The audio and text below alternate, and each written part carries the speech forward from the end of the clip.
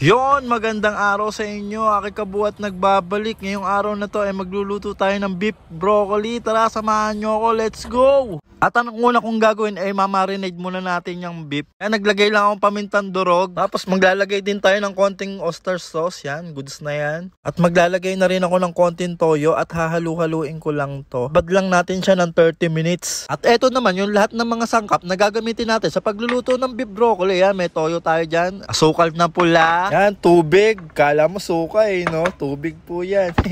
Bawang at sibuyas. Beef cubes, yan. Pamintang durog. Tapos may butter din tayo, yan. Oyster sauce. At may cornstarch din tayo. Any brand, pwede. Yan, broccoli, meron tayo. At yung baka na minarinig natin kanina. At ang una kong gagawin ay nagpainit lang akong kawali. Tapos ilalagay ko na tong butter.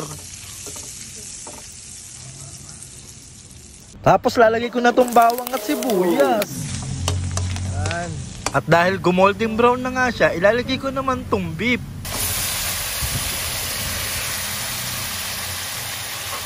So ayun, hahalu-haluin ko lang to, tapos igigisa natin siya. At dahil nagisa na nga natin siya, maglalagay lang ako ng toyo dito. Maglalagay na rin ako ng kalahating basong tubig. Next ko naman ilalagay itong beef cubes. Lagyan na natin.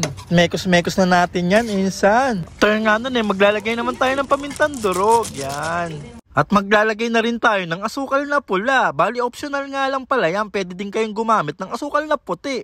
At next ko namang ilalagay itong oyster sauce. Yun ba guys, isa to sa nagpapasarap sa niluluto natin. At yan, imekos-mekos lang ulit natin yan, insan. At yan, medyo kumukulo na nga siya. At ilalagay ko naman tong cornstarch para mas lumapot yung kanyang sauce. Mas gusto ko kasi yung medyo malapot Para sa akin mas masarap yun. Kayo guys, paano kayo magluto ng beef broccoli? Gusto nyo rin ba na mas malapot yung sabaw o hindi? Comment down below nga.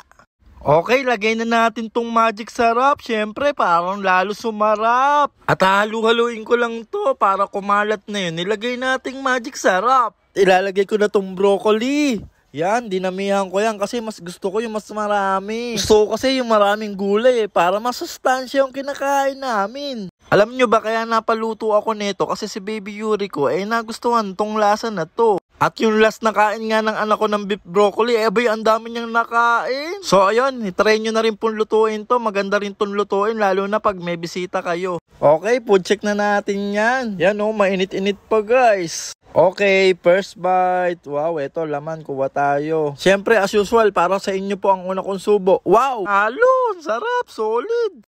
Perfect! Sobrang lambot pa ng baka. So ayun, hanggang sa muli. Sana po ay may natutunan kayo sa simpleng pagluluto ko. Maraming salamat sa panonood. Hanggang sa muli. Aking kabuhat. Peace out. All good. Gang.